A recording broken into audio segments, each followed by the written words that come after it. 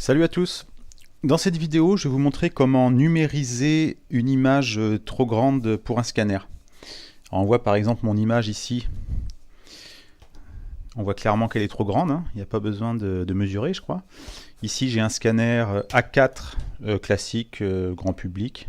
Scanner Canon Canoscan Light 90. Et on voit bien que ma photo dépasse. Ce qu'on va faire, c'est qu'on va numériser cette grande image en plusieurs fois. Donc ici, ça sera en 3 parties, avec le scanner, et on assemblera ensuite les 3 parties de l'image, pour en former qu'une seule finale, avec l'application Windows Image Composite Editor. Donc pour commencer, il faut préparer l'image, c'est-à-dire la sortir de tout support inutile, s'il y a un cadre, si elle est plaquée sur un gros fond. Vous essayez de la rendre la plus fine possible, dans le but de pouvoir la plaquer au maximum sur toute la surface de la vitre. On voit ici par exemple que je suis bien plaqué à gauche, mais à droite je vais être un peu moins bien plaqué, parce que mon scanner a des bords un petit peu surélevé sur les côtés de la vitre.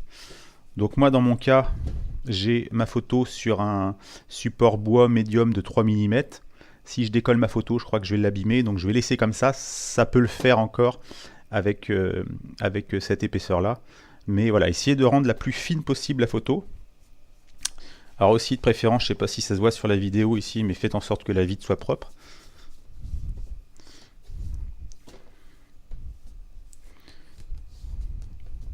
Bon, appliquez-vous un peu plus que moi pour nettoyer la vitre, hein, parce que chaque petit grain de poussière ou petit défaut sera numérisé. Pareil pour la photo, vous la nettoyez bien. Voilà. Donc pas comme moi, hein, nettoyez-la bien. Ensuite, on la positionne sur le scanner. Mon scanner, ici, il a un repère, une flèche ici sur son angle inférieur gauche. Et je sais, après avoir fait des tests, que ça correspond à la partie supérieure gauche de l'image ou du document à numériser, pour qu'il soit dans le bon sens ensuite. Donc ici, j'avais carrément marqué pour pas oublier, parce que j'ai pas trop de mémoire. Angle supérieur gauche, ça veut dire que mon document doit être plaqué sur la vitre au niveau de son angle supérieur gauche. Donc ici. Donc vous pouvez faire des tests avec votre scanner pour voir si c'est pareil. Je sais pas si tous les scanners ont les mêmes repères et la même façon de numériser. Voilà, donc là je fais bien attention à bien venir m'aligner avec le bord gauche. Il faut que mon image soit le plus parallèle ou perpendiculaire possible au scanner, la plus alignée possible, la plus droite possible. Voilà, donc je m'aligne bien ici, et là je peux même m'aligner avec le bord inférieur du scanner. Je ferme mon scanner. Voilà, et là je vais mettre un poids. Là d'habitude c'est mon chat que je mets, mais là il dort, donc je vais mettre autre chose. Voilà. Bon, alors là pour la vidéo, j'ai une lumière qui éclaire un petit peu tout ça, mais dans l'idéal, quand vous numérisez, faites en sorte qu'il n'y ait pas trop de lumière directement sur le scanner. Surtout si vous ne pouvez pas fermer le couvercle, parce que le couvercle il est là pour aussi cacher la lumière, pour plaquer le document, mais pour cacher la lumière. Donc si vous ne pouvez pas fermer le couvercle, évitez d'avoir des lumières allumées ou la lumière du soleil en direction du scanner. Sinon, ça diminuera la qualité de numérisation. Voilà. Ensuite, vous allez utiliser n'importe quelle application de numérisation. Alors les fabricants des scanners, ils fournissent souvent une application de numérisation. Moi, avec mon Canon, par exemple, c'était MP Navigator. Samsung, ça doit être Easy Document Creator. Enfin bref, vous utilisez votre application que vous avez l'habitude d'utiliser. Moi, dans mon cas, je vais utiliser Scanner. C'est une application du Microsoft Store, donc que vous pouvez installer gratuitement si vous avez Windows 10. Elle est compatible avec la plupart des scanners, en tout cas avec tous les scanners que j'ai essayés, elle fonctionnait, elle était compatible. Elle est très simple et elle permet de numériser un document, parfois avec moins d'options que les applications des fabricants, mais la plupart du temps elle fait l'affaire. Donc vous allez la trouver dans votre Microsoft Store, le Microsoft Store, donc c'est un magasin d'applications que vous avez sur votre Windows 10, si vous avez Windows 10. Sinon, vous pouvez aussi, sans passer par le Microsoft Store, aller directement sur le site microsoft.com. Et voilà à quoi ressemble l'application. On peut la télécharger et l'installer sur l'ordinateur. Donc ensuite, vous aurez un raccourci comme celui-ci. Vous double-cliquez et ça lance l'application. Donc je vous ai dit, vous pouvez utiliser n'importe quelle application de numérisation, mais il va falloir quand même suivre quelques conseils, notamment au niveau de la qualité, la résolution, le type de fichier, tout ça. Donc je vous ai dit déjà enfin je ne sais plus si je vous l'ai dit, mais je vous le dis en tout cas, de numériser la vitre entière. C'est-à-dire il y a des applications qui peuvent détecter automatiquement les parties de la vitre sur lesquelles il n'y a pas de document de posé, et directement découper l'image. Donc ça, je vous déconseille. Je préfère scanner la vitre entière pour chaque partie de l'image, et ensuite, avec notre application d'assemblage d'images, on pourra recadrer si besoin. Donc, on choisit dans cette application scanner, on choisit d'abord le bon scanner. Donc là, c'est CanoScan, j'en ai qu'un, donc c'est celui-là. Le type du fichier. Donc là, on va choisir un format non destructeur de qualité, c'est-à-dire que le format JPEG, c'est un format de compression d'image qui est destructeur, c'est-à-dire on perd une partie de l'image, mais c'est le format quand même le plus utilisé, le plus répandu, et souvent les appareils photo numériques créent des fichiers au format JPEG. Donc là, je vous conseille un format non destructeur, donc il y a PNG, et je vais vous conseiller TIFF pour ces numérisations de parties d'image. Ici, c'est une photo couleur, donc je laisse couleur. La résolution en pixels par pouce, PPP ou DPI, des fois c'est marqué dot per inch, avec un bon accent. 600, je vous conseille. 600 PPP, ça fera des gros fichiers pour chaque partie. Mais c'est pas grave, on réduira la taille du fichier final à la fin. Donc là, on part sur une base de bonne qualité. Ici, on choisit l'endroit où on va numériser, où vont être créer les fichiers des images numérisées. Voilà, donc là par exemple, merci. Hop là, voilà. J'ai choisi de me mettre ici dans le dossier numérisation. Vous mettez où vous voulez sur votre ordinateur, ça n'a pas d'importance. Donc vous choisissez votre dossier, vous faites sélectionner un dossier et c'est bon. Donc là je suis déjà dedans. On va lancer un petit aperçu en cliquant sur ce bouton qui s'appelle aperçu. Donc ça numérise pas, ça permet juste d'avoir ici un aperçu, c'est le cas de le dire, de l'image, à quoi elle va ressembler. Donc ça permet de voir si elle est dans le bon sens notamment, si elle est droite, s'il n'y a pas de défaut. Et par exemple ici j'ai des petits soucis, bon pour la démo je ne vais pas m'embêter, mais ça peut être la vitre du scanner qui est sale ou la photo qui est sale. Donc bien la nettoyer avec un chiffon doux et non pas avec une manche de sweat. Vous voyez ici on a des boutons qui permettent de recadrer l'image, mais comme je vous ai dit, là, je suis sûr de l'avoir dit, on ne recadre pas maintenant. Ça sera plus simple pour l'application d'assemblage d'assembler les parties de l'image si elles sont sur vitre entière. En tout cas c'est ce que j'ai constaté. Voilà. Faites attention aussi si vous avez dans votre application de numérisation des réglages de luminosité, contraste, etc. Gardez bien les mêmes réglages pour chaque partie de l'image que vous allez numériser pour avoir un rendu homogène. Voilà, donc là on est bon sur cette première partie. Je clique sur numériser et là on patiente, donc ça peut être plus ou moins long en fonction de la vitesse de votre scanner.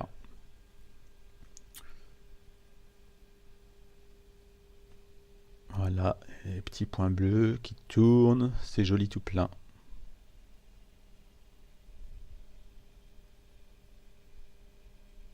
Faut pas s'endormir. Moi j'ai pas de musique d'attente, hein. Et j'ai pas envie de chanter quelque chose non plus.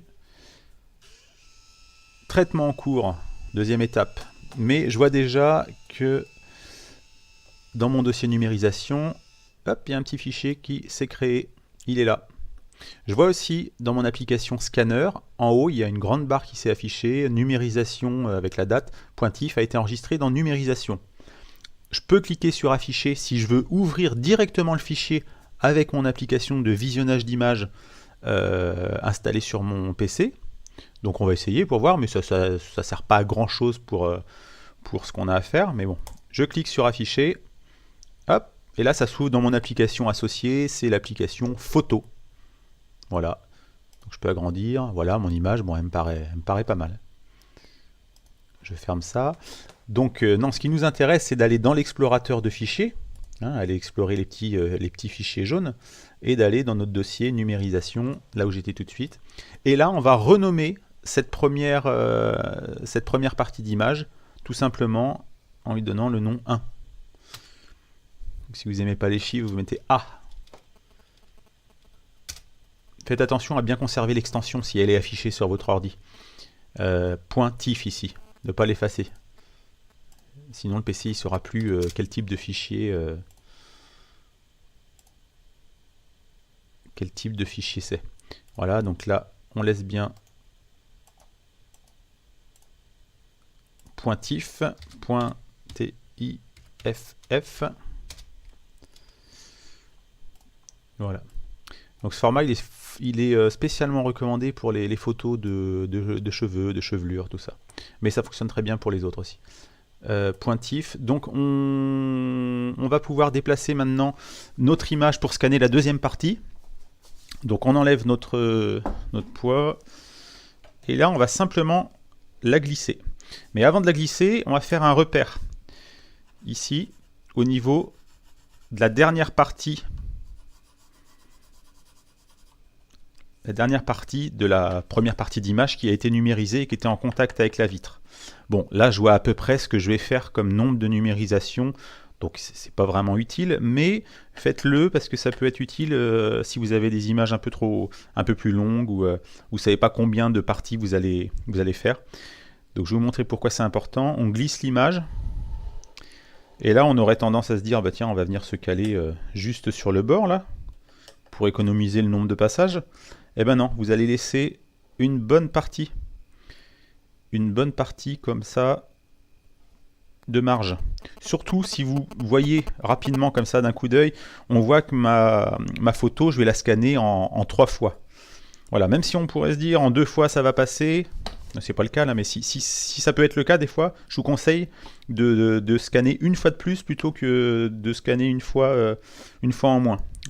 Pourquoi? Parce que l'application d'assemblage d'images après va utiliser les zones de chevauchement pour assembler des différentes parties. Et si la zone de chevauchement est trop petite, ça va louper. J'ai déjà eu des loupages ou des louperies ici en laissant 1 cm, c'était pas suffisant. Et même en laissant l'autre fois, je crois, 2 cm, je crois que ça avait raté. Donc là, je vois que mon image, je vais la scanner en 3 fois, je me mets à peu près au milieu. Et là, bon, je pense que ça va être pas mal. Il y a toute cette zone-là de chevauchement. Et surtout, faites attention à bien vous aligner et bien mettre votre photo droite sur le scanner. Donc là, je m'aligne avec le bord inférieur de mon scanner, bien droit, bien parallèle au bord. Parce que je ne peux plus m'aligner, je ne peux plus me servir des bords gauche et droite. Voilà, on referme. Mon chat dort toujours, je mets un autre poids. Hop, voilà. Si c'est trop lourd, il suffit de vider un peu le poids. Hein. Et on retourne sur notre application scanner et on lance la numérisation de la deuxième partie. Donc juste besoin de cliquer sur numériser, pas besoin de cliquer sur aperçu.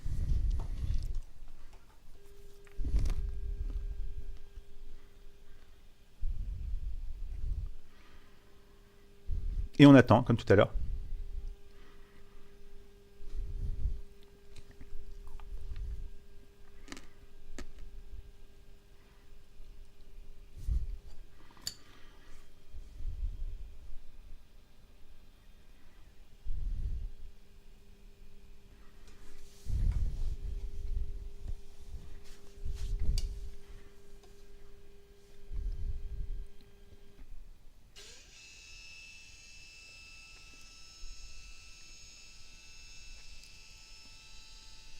Voilà, c'est fini. J'ai fait une micro-sieste. Il y a le bandeau en haut, donc c'est terminé, on peut faire fermer. On va dans notre petit dossier où se trouve nos numérisations. On va aller vérifier qu'il est bien là, le fichier. Il est là. Donc même punition, on le renomme. Cette fois-ci, on l'appelle 2. Hein, c'est la deuxième partie. Voilà. Et on déplace à nouveau notre image sur le scanner. Donc là, on voit qu'il va y avoir une bonne zone de chevauchement, même si je scanne une dernière fois seulement. Pareil, très important, vous alignez bien l'image avec le scanner. Donc là, maintenant, je peux me plaquer dans le... Je suis directement sur la vide, donc je peux me plaquer dans le bord. Pareil pour le bord du bas. Voilà. Faites attention que ça ne bouge pas. Posez. Un petit poids si besoin. Tac. Et on lance la troisième numérisation, la dernière partie.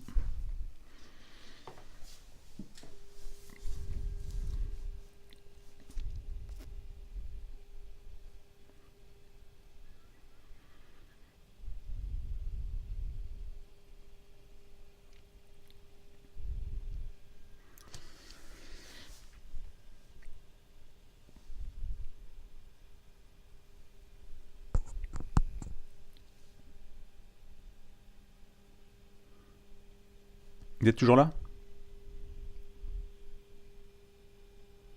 C'est bientôt fini, la numérisation en tout cas. Traitement en cours, on peut tout de suite aller voir notre petit fichier, il doit être en cours de création. Donc on ouvre notre explorateur, notre dossier, et voilà, on a notre dernier fichier. On l'appelle comment? 3. Hop. 1, 2, 3, ça y est, on a nos 3 parties, impeccable. Voilà, on n'a plus besoin de l'application scanner. On dit au revoir. Au revoir. Voilà. Maintenant, on va aller installer l'application Image Composite Editor pour assembler les images. Donc, bon, moi, elle est déjà installée, la mienne, mais il suffit de se rendre sur le site web de Microsoft, encore une fois. Vous pouvez chercher dans Google si vous ne trouvez pas, vous tapez Image Composite Editor. Et voilà le site de l'application et voilà les boutons de téléchargement de l'installateur. Donc c'est une application de bureau, c'est une application classique, contrairement à l'application Scanner qui est une application du Microsoft Store, ou Windows Store. Voilà, donc celle-ci, elle s'installe à l'ancienne, on télécharge un installateur et après on double-clique, etc., etc. Il y a deux versions. La 64 bits, la 32 bits. Donc la 64 bits, si votre PC il est pas trop vieux, on va dire, il y a des grandes chances qu'il soit en 64 bits. Donc vous essayez celle-ci. Si vous voyez au moment de l'installation qu'il y a un message vous disant que ça peut pas s'installer sur votre ordi, ça peut pas s'exécuter, ça veut dire, il y a des grandes chances que ça veut dire que vous avez une version 32 bits de Windows. Donc il faudra télécharger cet installateur là. Donc vous cliquez sur 64 bits, sinon. Voilà, on arrive ici et on clique sur Download. Download qui veut dire téléchargement. Voilà, et ici on voit que c'est en préparation d'enregistrement. Donc là, vous pouvez faire enregistrer, ça ira dans votre dossier téléchargement probablement, ou enregistrer sous et vous choisissez le dossier où vous voulez mettre l'installateur. Peu importe, on s'en fiche, vous pouvez le mettre même dans numérisation si vous voulez. Une fois que l'application sera installée, on n'en aura plus besoin, vous pourrez même le supprimer. Voilà, donc vous téléchargez. Une fois que c'est téléchargé, vous double-cliquez sur le fichier d'installation, ICE 2.03, etc. .msi. Vous suivez les instructions, c'est pas compliqué. Il n'y a pas beaucoup de questions. Vous faites suivant jusqu'à temps que l'application soit installée. Et vous aurez un raccourci comme celui-ci dans votre menu démarrer. Voilà, ou votre bureau. Vous double-cliquez sur le raccourci Image Composite Editor. Voilà, elle s'ouvre. Et maintenant, on va cliquer tout simplement sur New Panorama from Image. L'application, elle peut faire d'autres choses, elle peut assembler des vidéos, tout ça. Donc là, pour ce qui nous intéresse, c'est l'assemblage d'images. Donc on fait New Diaporama from Image, on est pile poil dedans. Alors si vous n'êtes pas dans votre bon dossier, dans le bon dossier, vous allez chercher votre dossier où vous avez numérisé les trois parties de l'image, les différentes parties de votre image. Et là, on choisit, on peut ouvrir directement les 3 d'un coup. Donc pour sélectionner soit à la souris, comme ça, en maintenant le clic gauche, en englobant, soit avec le clavier, avec CTRL ou SHIFT. On clique, on appuie sur CTRL, on reste appuyé, on sélectionne les autres éléments et on fait ouvrir. Ou alors avec SHIFT, on clique sur le premier, on appuie sur SHIFT, on laisse maintenu, on appuie sur le dernier fichier à sélectionner et on fait ouvrir. Hop, c'est ouvert. À partir de là, si vous voulez rajouter des images, vous pouvez le faire par glisser-déposer, en glissant votre photo directement sur cette zone-là. Vous pouvez ajouter des images en cliquant ici, Add Image. Et si on a une, vous êtes trompé, vous voulez l'enlever, vous cliquez dessus, vous la sélectionnez, vous cliquez sur Remove Selected. Voilà. Donc là, on a nos 3 images, ça paraît pas mal. Donc là, maintenant, on va cliquer sur Structure de panorama pour voir si elles sont bien alignées dans le bon sens. Et non, c'est pas bon. On voit qu'il y a la première, elle est au-dessus des 2 autres, donc ça va pas. Donc on va commencer par définir le sens, la direction. Donc c'est un sens non pas vertical, mais horizontal. Donc on va le choisir en cliquant sur cette petite case ici. Hop, voilà. Et pour dire que les 3 sont dans le sens horizontal, on lui dit qu'il y a 3 colonnes ici. Donc on tape directement 3 ou on utilise le curseur si on veut, on le déplace. Voilà, 3.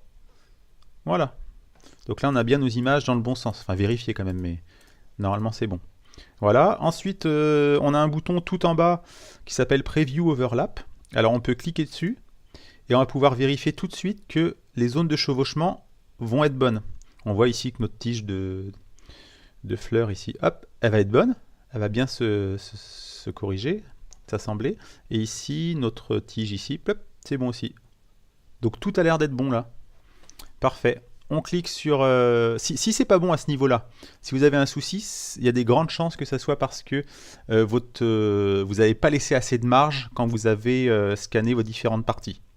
À chaque fois que j'ai eu des soucis, c'était ça. Il suffisait de laisser une marge un peu plus importante, une zone de chevauchement plus importante, et c'est bon.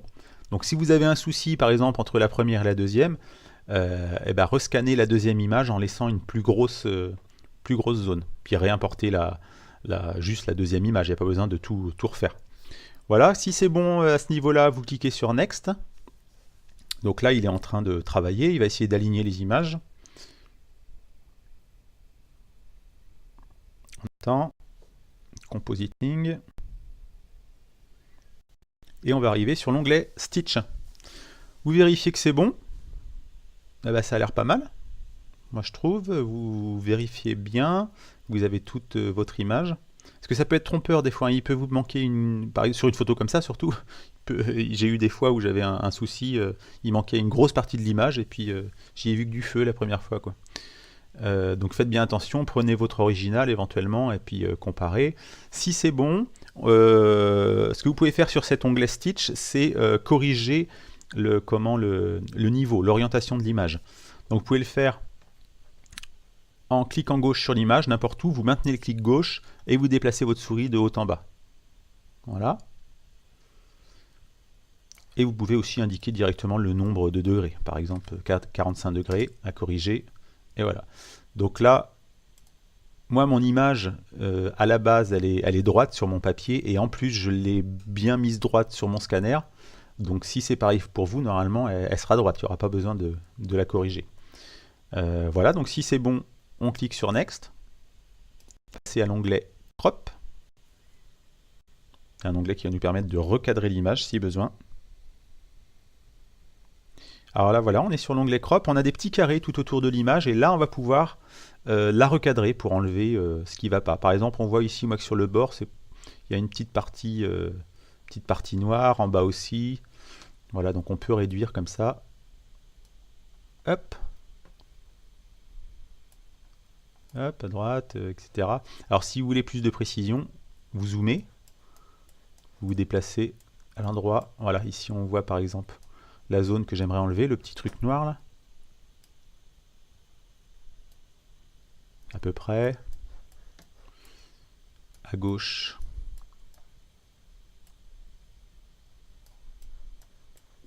Voilà, je vais en remettre un petit peu encore. Voilà, bon, vous faites ça avec tout le tour de l'image. Après, plus l'image aura bien été mise dans le scanner, moins il y aura de recadrage à faire. Voilà, je clique ici pour mettre une vue globale. Voilà, ça me paraît pas mal. Vous pouvez utiliser des valeurs directement en pixels ou cliquer sur No Crop ou Auto Crop pour essayer de désactiver le recadrage ou essayer un recadrage automatique. Mais à la main, bon, ça peut être mieux. Vous cliquez sur Next quand c'est fini. Hop, et vous vérifiez votre image globale, ça me semble pas mal. Ici, vérifiez la zone Area, là. Le nombre de pixels de l'image. Ici, on voit que l'image finale, elle fera 88 mégapixels, 88 millions de pixels. Donc c'est énorme. Sachant que des bons appareils photo numériques, actuellement, ça fait en moyenne 20 mégapixels. Donc là, on est 4 fois plus, hein, si je ne me trompe pas. C'est beaucoup trop, c'est pas utile. Donc là, je vais carrément utiliser le champ Scale, là. Et je vais réduire de moitié déjà. Hop. Voilà, la résolution, on l'a réduit de moitié. Ici, c'est la résolution en largeur. On voit qu'on a 6000 pixels maintenant sur une hauteur de 3470 pixels. Et là, notre nombre de pixels global est à 22 mégapixels, donc c'est bien. Le type de format du fichier final, si c'est pour faire une photo classique à partager, sur internet, à stocker à côté d'autres photos prises avec votre appareil photo numérique, le format JPEG c'est le plus courant, c'est celui qui propose une taille du fichier assez réduite. Par contre, il faut savoir que c'est un format de fichier destructeur. Donc si c'est pour un usage spécifique que vous voulez utiliser votre photo, pour de la retouche ou tout ça, il faut mieux utiliser un format non destructeur. Mais dans notre cas, on va utiliser le JPEG avec une qualité de 75, qui est le standard, et une compression haute, high, comme ça. Voilà, on clique sur Export to Disk. Et puis là, on va pouvoir lui donner un petit nom, un joli petit nom. On va lui mettre blé et coquelicot. Parce que je crois que c'est des coquelicots et je crois que ça s'écrit comme ça. J'espère. Blé et coquelicot. On fait enregistrer. Exporting panorama. C'est fini. On peut fermer si on veut Image Composite Editor. Si vous pensez avoir besoin de retourner sur le logiciel, vous pouvez sauvegarder le projet pour le retravailler. Allez, on va dire que je suis confiant. Sinon, vérifiez plutôt votre image avant quand même, voir si c'est bon. Hop. On voit ici ma photo blé et coquelicot. Elle fait 1,33 mégaoctets, c'est pas mal. Je double-clique dessus, elle va s'ouvrir dans mon application de visionnage d'images, photo. Et voilà. Elle est toute belle, elle est numérisée, et puis on voit pas que les images ont été assemblées en 3 parties. Voilà, c'est terminé. À plus.